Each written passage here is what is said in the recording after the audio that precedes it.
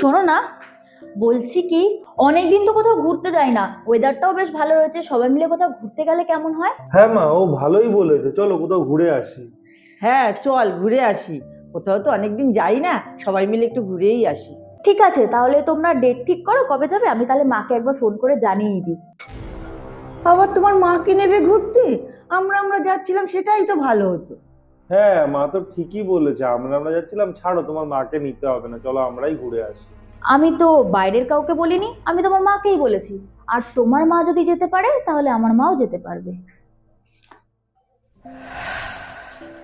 মা, তুমি রেডি হয়ে গেছো? হ্যাঁ, আমি রেডি। তুই একটা ক্যাব বুক করে ফেল তো। হ্যাঁ, আমি ক্যাব বুক করে দিচ্ছি, আর মাকে ওদিকে ফোন করে জিজ্ঞেস করে নি যে মা রেডি হয়েছে কিনা। তোর মাও যাবে? তোর মা তো ভিআইপি কালচারে কিছুই বোঝে না, তোর মাকে না নিলেও হতো। এতদিন তো সব জায়গায় আমার সাথে আমার মাই যেত, আশা করি তোমার থেকে ভালোই বুঝবে আমার মা ভিআইপি কালচারটা। তুমি রেডি হয়ে এসো, আমি গাড়ি বুক করে দিচ্ছি। কিরে, কি করছিস? এই একটু ফোন দেখছি, বলো। আরে রবিবার তো নারায়ণ পুজো দেবো, বাড়িতে তো অনেক কাজকর্ম আছে। আরে হ্যাঁ হ্যাঁ, তুমি চিন্তা করো না, আমি হাতে হাতে সব করে দেবো। হ্যাঁ হ্যাঁ, হাতে হাতে করে দিবি তো ঠিক আছে, কিন্তু অনেককে তো নেমন্তন্ন করতে হবে। ঠিক আছে, তুমি এদিকে সবাইকে নেমন্তন্ন করে দাও, আমি আমার বাপের বাড়িতে বলে দেবো, মাকে বলে দেবো আসতে।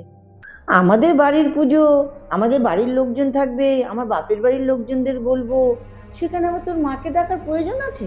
মানে, তুমি যেমন এবাড়ির বউ, আমিও তেমন এবাড়ির বউ। তুমি যদি তোমার বাপের বাড়ির লোককে বলতে পারো, তাহলে আমিও আমার বাপের বাড়ির লোককে বলতে পারবো। আর তাছাড়া তুমি সবসময় মাকে এরকম ছোট করে কেন কথা বলো?